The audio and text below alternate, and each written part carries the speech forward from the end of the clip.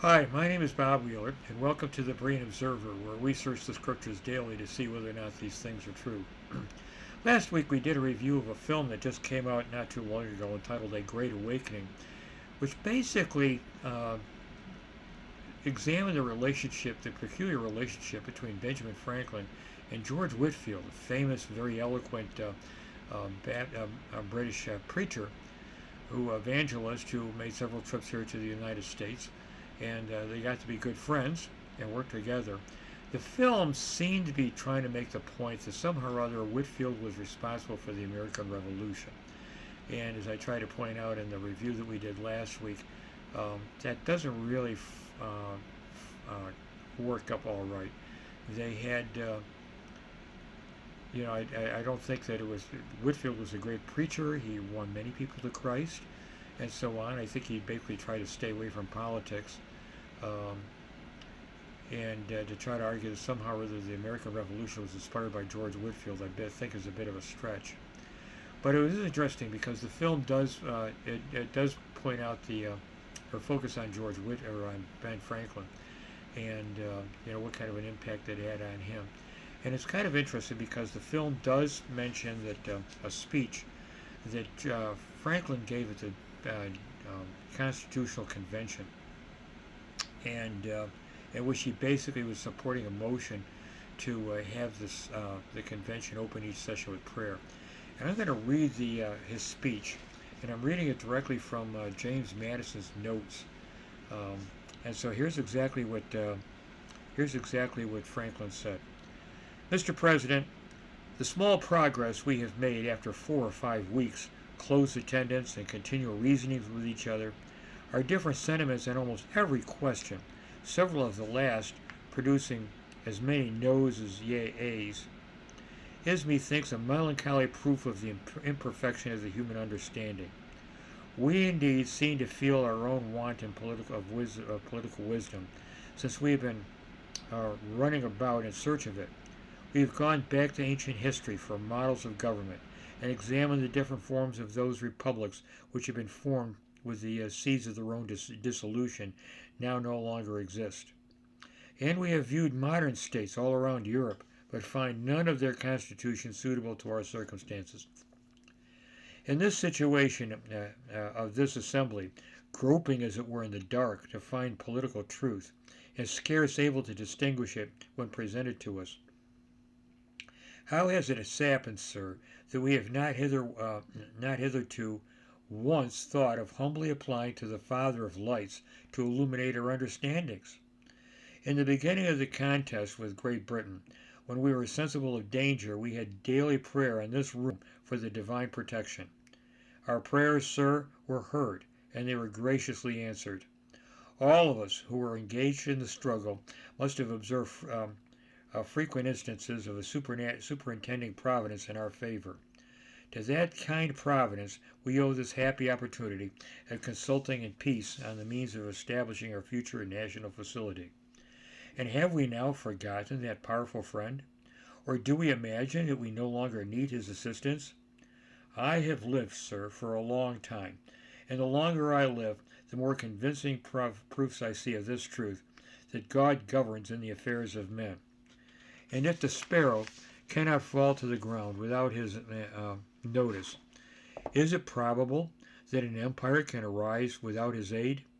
We have been assured, sir, in the sacred writings that except the Lord build the house, they labor in vain that build it. And there he's quoting from Psalm. Psalm 127, verse 1. And then he goes on. I firmly believe this, and I also believe that without his concurring aid, we shall succeed in this political building no better than the builders of Babel. We shall be divided by our little partial local interests, our projects will be confounded, and we ourselves shall become a reproach and a byword down to future ages. And what is worse, mankind may hereafter, from this unfortunate instance, despair of establishing governments by human wisdom, and leave it to chance, war, and conquest.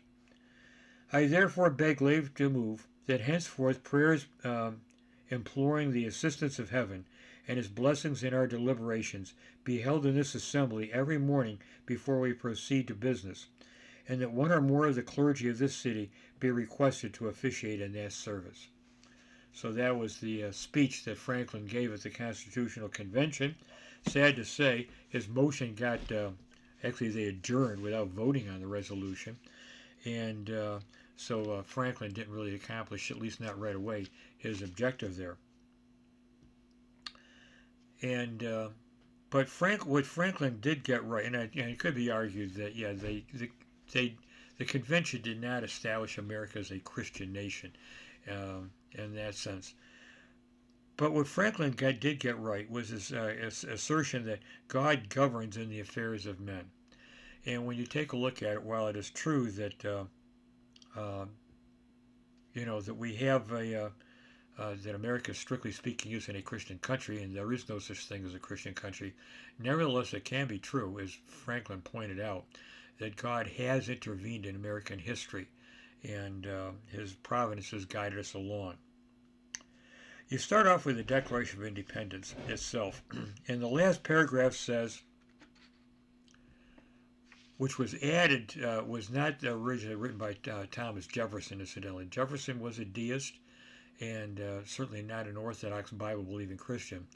But he did draft most of the Declaration of Independence. And as far as I can tell, this last paragraph in the Declaration of Independence was added later on by the convention, and not by, it was not a part of Jefferson's original draft. But the last paragraph starts off by saying, appealing to the Supreme Judge of the world for the rectitude of our intentions. Now, you want to keep in mind that what they're doing there is basically taking an oath. They're calling God to bear witness on it's like they're swearing in, and they're calling on God to bear witness to the rectitude of their intentions. And then it goes on toward the end of the paragraph to say, with a firm reliance on the protection of divine providence. And so in that, what they're doing is they're basically asking God for success in the revolution. So what it basically boils down to is that the colonies were, entering into a covenant with God, where they're basically saying that if God would help them win their independence, that they would proceed then to establish a republic that was based on the principles that they had outlined in the Declaration of Independence. And of course, those principles included the idea that we hold these truths to be self-evident, that all men are created equal, and they're endowed by their Creator with certain unalienable rights, and that among those rights are life, liberty, and the pursuit of happiness. And so we're basically telling God that if He lets us win our independence, we would go ahead and establish a republic that was based on those principles. And then when you take a look at the course of the revolution itself, and of course Franklin said in his speech there that they had seen God intervening in many cases, the revolution had a lot of ups and downs. The American forces were at a tremendous disadvantage. We were outnumbered and poorly trained. We were up against one of the greatest military powers on the earth at the time. And like I say, it had its ups and downs. The British were able to take over the city of Philadelphia, defeated us at the Battle of Germantown in October of 1777, and Americans had to spend that winter in Valley Forge in a cold, freezing cold. But on the other hand, there was another campaign that took place in October of 1777, which basically involved the Saratoga campaign. What happened is there was a British army under the command of General John Burgoyne, which marched south from Canada into what we now think of as New York State. And basically what happened was that the Americans defeated Burgoyne, and he surrendered finally on October 17th, 1777. And this in turn kind of inspired France to enter into a treaty with the United States so that they would help us winning our independence. And the war finally ended with the Battle of Yorktown when Cornwallis's army surrendered to the American troops on October 19, 1781. So then you come to this Constitutional Convention, which of course is where Franklin had made his speech. And the question is, and they realized that the colonies really can't work across interests with each other, the states, that they're going to try to form a unified government. But And some people have tried to say, well, America was founded on, biblical principles, which isn't really true. Most of the Constitution deals with the mechanics of how the government is going to function. You're not going to find anything in the Bible that's going to talk to you about, how long the term for a senator is supposed to last. Um, but there were a couple of issues that did come up that are, I think, very, very important that are worth thinking about. And one of them had to do with the slave trade, and which was still going on at the time. And there was quite a debate. So then the question that came up before the Constitutional Convention is, okay, so what do we do with it? Do we abolish it? Do we regulate it? Do we tax it? And so there was quite a debate about it. And Luther Martin of Maryland said, it is inconsistent with the principles of the Revolution and dishonorable to the American character to have such a feature in the Constitution. And then he was rebutted by John Rutledge of South Carolina, who said religion and humanity had nothing to do with this question. Interest alone is the governing principle of nations. And so he kind of anticipated the Freedom from Religion Foundation way back at the Constitutional Convention. They argued and debated about it, and they finally agreed that they would abolish the slave trade, but they wouldn't do it right away. They would basically do it effective in the year 1808. And so that allowed the southern states to continue importing slaves until they could, produce enough of them here on their own. But then there was a problem that came up with another issue that came up, and this one was going to have long-range significance, and that had to do with the problem of runaway slaves. What do you do when a slave runs away from his master and flees to a northern state where slavery didn't exist? And there's actually a section in the Constitution, which technically is still in the Constitution as kind of a dead letter because slavery itself doesn't exist anymore. But in Article 4, Section 2, it reads as follows. No person held to service or labor in one state under the laws thereof, escaping into another, shall, in consequence of any law or regulation therein, be discharged from such service or labor, but shall be delivered up on claim of the party to whom such service or labor may be due. Now, this created a real problem. So that would mean that, let's say, for example, you have a southern slave who escapes and flees north, and then let's say you live in Pennsylvania or New York State, and you don't believe in the rectitude of slavery, and by the law, you're required to send him back to his owner down in the South. And there was a movement that rose in the North of abolitionism. William Lloyd Garrison was a leading figure in that. He started a newspaper in 1831 called The Liberator. And then the American Anti-Slavery Society was founded 2 years later in 1833. But this whole problem of runaway slaves really got to be an ongoing problem. And what really exacerbated it was the Fugitive Slave Act of 1850. There was a major debate going on between the various states, and they came up with a compromise in 1850, but it included a Fugitive Slave Act, which basically forced people to return runaway slaves to their owners. Well, this in turn inspired what became known as the Underground Railroad, where kind of an elaborate scheme on the part of people who opposed slavery, and they would help runaway slaves escape to Canada. And one of the leading figures in that was Harriet Tubman, and basically she was helped a lot of runaway slaves make it on their way back to Canada. Well, then we come to a critical turning point in the whole thing, and that was the infamous Dred Scott decision of 1856. Dred Scott was a slave who had been owned by an army surgeon, and because the army surgeon got transferred around from state to state, basically Dred Scott was originally from Missouri, which was a slave state, but then he wound up living in Illinois, which was a free state, and then he got to move to Wisconsin, which was also a free state, and eventually wound up back in Missouri, which of course was a slave state. And so what Dred Scott did, was he sued for his freedom on the grounds that when he lived in when he lived in Illinois and Wisconsin, that basically he became free. Slavery didn't exist, and therefore he didn't become a slave again. So the decision made its way all the way up to the U.S. Supreme Court, and the Supreme Court handed down its infamous decision, written by Chief Justice Roger Taney. And what he did is he actually went a little bit further. And instead of just simply ruling on the question of whether or not, Dred Scott was still a slave, he actually went so far as to argue that Dred Scott didn't even have a right to bring his case before the court. And the way he did that was he argued that black people could not be citizens of the U.S., that they were always recognized as inferior people. They were not a part of the body politic that drafted the Declaration of Independence or the Constitution. And therefore he made the infamous statement that black people, quote, had no rights which white man was bound to respect. And I think one of the things that really made, you get into a lot of debates today about the fact that the Bible doesn't condemn slavery outright, and that is true. But I think one of the things that really, really made the American version of slavery so infamous was that it was race-based. You're based on this idea that black people are inferior, therefore they're not entitled to the same rights as white people, and therefore they're doomed to slavery.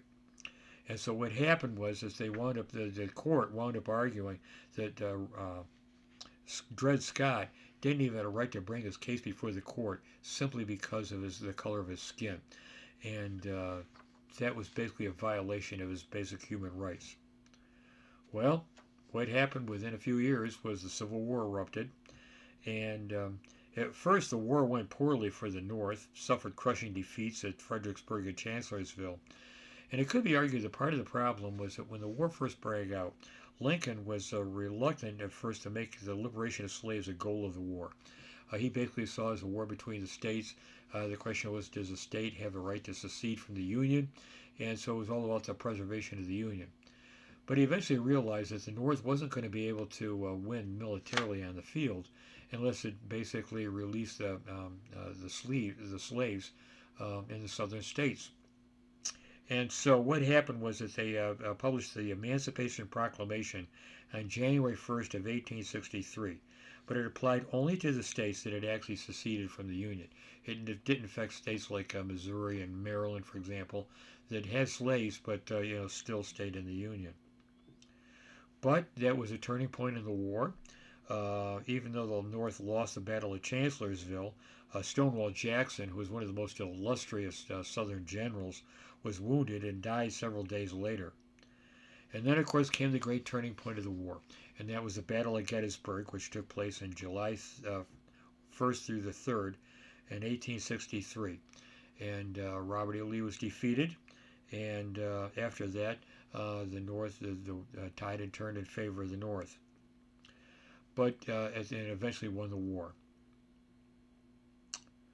But it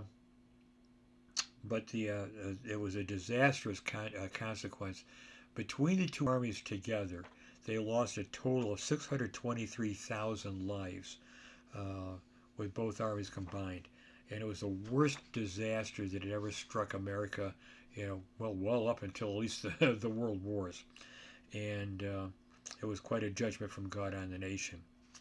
And it was interesting because Abraham Lincoln kind of summed up the whole thing in his second inaugural address. And among other things he said, just a second here, he said, neither party expected for the war the magnitude or the duration which it has already attained. Neither anticipated that the cause of the conflict might cease with, or even before, the conflict itself should cease. Each looked for the easier triumph, and as a result less fundamental and astounding. Both read the same Bible, and prayed to the same God, and each invokes his aid against the other. It may seem strange that any men should dare to ask a just God's assistance in wringing their bread from the sweat of other men's faces. But let us judge not, lest we be not judged. The prayers of both could not be answered. That of neither side has been answered fully. The Almighty has his own purposes. Woe unto the world because of offenses, for it must cometh. If we shall suppose that America's slavery is one of those offenses, which in the providence of God must needs come, but which, having continued through his appointed time, he now wills to remove, and that he gives to both North and South this terrible war, as therein any departure from those divine attributes which he believes in a living God always ascribed to him? Fondly do we hope, fervently do we pray, that this mighty scourge of war may speedily pass away. Yet, if God wills that it continue until the wealth piled up by the bondsman's 250 years of unrequited toil shall be sunk, and until every drop of blood drawn with the lash shall be paid by another drawn with the sword, as was said 3,000 years ago, so still shall it be said, the judgments of the Lord are true and righteous altogether. So that was Abraham Lincoln's take on that. And I think he summed up the matter very, very well. So to sum it all up, I think strictly speaking, as I said before, America is not a Christian nation. There is no such thing as a Christian nation. Jesus said, except a man be born again, he cannot enter into the kingdom of heaven. And the United States, like every other nation on the face of the earth, is made up mostly of people who've never been born again.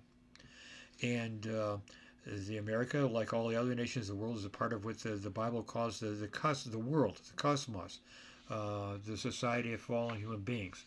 And most people operate on the basis of individual self-interest.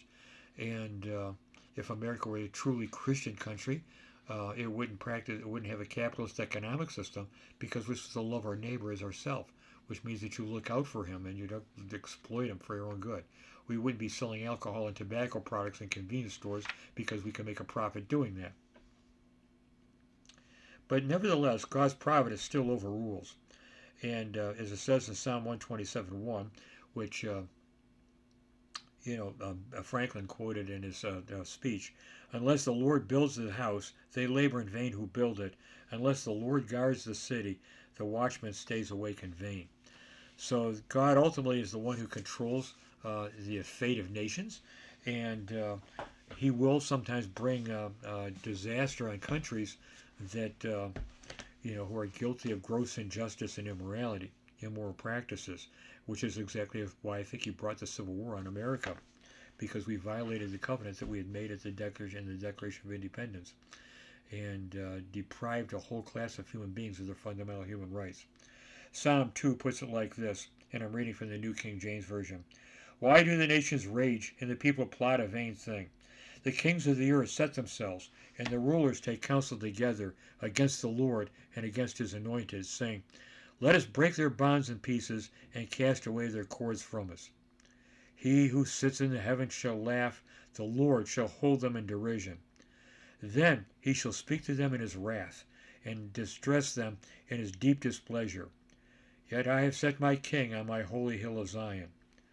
I will decree the decree, the Lord has said to me. You are my son. Today I have begotten you. Ask of me, and I will give you the nations for your inheritance, and the ends of the earth for your possession. You shall break them with a rod of iron. You shall dash them with pieces like a potter's vessel. Now, therefore, be wise, O kings. Be instructed, you judges of the earth. Serve the Lord with fear, and rejoice with trembling. Kiss the Son, lest he be angry, and you perish in the way, when his wrath is kindled but a little. Blessed are all those who put their trust in him. So I think that, like I say, America, strictly speaking, is not a Christian nation. And it certainly has its imperfections. And I think as Christians, we have to be very, very careful about getting involved in politics and who we support as a political candidate. But we should be concerned about the suffering and injustice around us. And we should do what we can to alleviate the problem. And that would mean that one of the key issues that we have to face today in our nation is legalized abortion. That complete disregard for the sanctity of human life is something that should really, really concern us. And it's all a matter of Christian compassion. So I think that's why we still need to be actively involved in trying to take care of some of the problems that we exist in society around us. So thank you very much for listening, and we hope that you'll tune in again. Bye now.